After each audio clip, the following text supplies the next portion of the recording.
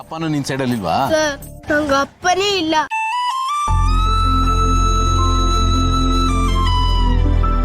ಸಾರಿಪ್ಪ, ಗೊತ್ತಾಗದೆ ಹೇಳ್ಬಿಟ್ಟೆ, ಸಾರಿ. ನನ್ ಫ್ಯೂಚರೇ ಹಾಳಾಗಿ ಹೋಗುತ್ತೆ. ಆಗ ಬ್ಲ್ಯಾಕ್ ಮಾರ್ಕ್ ಬಿದ್ಬಿಡುತ್ತೆ. ಈ ವಿಷಯ ಮಮ್ಮಿ ಗೊತ್ತಾದ್ರೆ ತುಂಬಾ ಹರ್ಡ್ ಆಗ್ತಾರೆ. ಅದಕ್ಕೆ ನಂಗೆ ಬೇಜಾರಾಗುತ್ತೆ.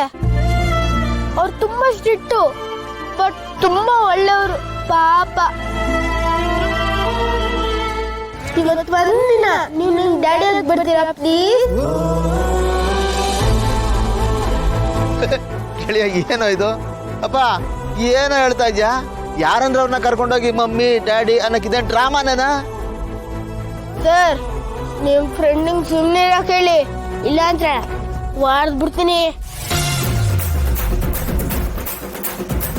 ಇಲ್ಲಪ್ಪ, ಹಾಗೆಲ್ಲ ಬರಬಾರ್ದು, ತಪ್ಪಾಗತ್ತೆ ಕಣ. Sir you know I am the brightest student in the class. ಓ, ಇವ್ರಿಗೆ ಇಂಗ್ಲಿಷ್ ಬರಲ್ಲ ಅಲ್ವಾ? ಸರಿ, ಕನ್ನಡದಲ್ಲೇ ಹೇಳ್ತೀನಿ. ನಮ್ ಕ್ಲಾಸಲ್ಲಿ ನಾನೇ ಬುದ್ಧಿವಂತ. ಸರ್ ನನ್ನ ಕೆಟ್ಟನು ಅಂತ ಅನ್ಕೋಬೇಡಿ. ಸರ್ ನಾನು ಫಸ್ಟ್ ರ್ಯಾಂಕ್ ಸ್ಟೂಡೆಂಟು.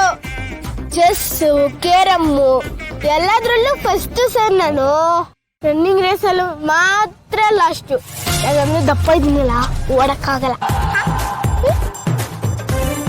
ಅದು ಬಂದು ಬಿಟ್ರೆ ನಾನು ತುಂಬಾ ಒಳ್ಳೆ ಹುಡುಗ ಸರ್.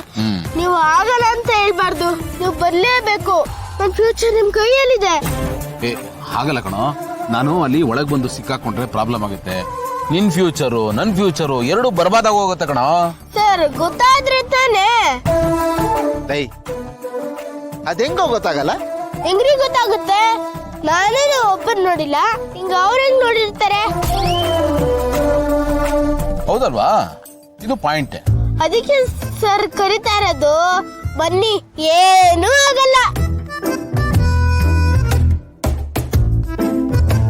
ಸರ್ ಅವತ್ತು ನೀವೇ ತಾನೇ ಕಾಪಾಡಿದ್ದು, ಇವತ್ತು ನೀವೇ ಕಾಪಾಡಬೇಕು. ಇಲ್ಲಾಂದ್ರೆ ನಾನು ಮತ್ತೆ ಯಾವ್ದಾದ್ರು ಕಾರ್ಗೆ ಅಡ್ಡ ಹೋಗ್ಬೇಕಾಗುತ್ತೆ. ಅದಕ್ಕೆ ನೀವೇ ಕಣ್ಣಾಗ್ತೀರಾ ಸರ್. ಏನ್ ಮಾಡ್ತೀರಾ ನೋಡಿ.